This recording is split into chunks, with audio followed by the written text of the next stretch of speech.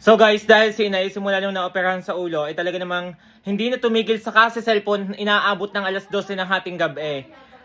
Ano ang yabang niyan? Ngayon, ibabalik ko na sa kanyang ina.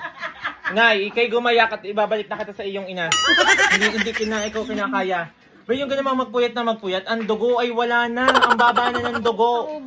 Ubus na ang dugo. Ngayon, bigla kayo ng cellphone sa ating gabi. Huwag kayong mayabang. Ako pa daw ang mayabang, guys. Ako pa daw. Ako hindi. Matulog kayo na sa tamang oras. Hindi yung alas 12, gising na gising pa ang diwa mong animo ano. Maganda ka at ibabalik ito sa iyong magulang. Mama, tatanggapin mo dyan ang maluwalhati si ina. Dahil pag nasa kanluran si inay, ang aga matulog dahil walang cellphone. Eh ngayon, pag nandito din sa amin, sumelpon na ng sumelpon. Akala mo yung mga dalagang may mga katsakatsat pa. Ngayon, ibabalik ko na. Ibinabalik ko na kay mama. At doon, pag doon na natutulog, hindi nagsa-cellphone, maaga nakakatulog. Ay di ni Diyos ko, inaabot ng alauna ng madaling araw. Gayak, ina. Gayak.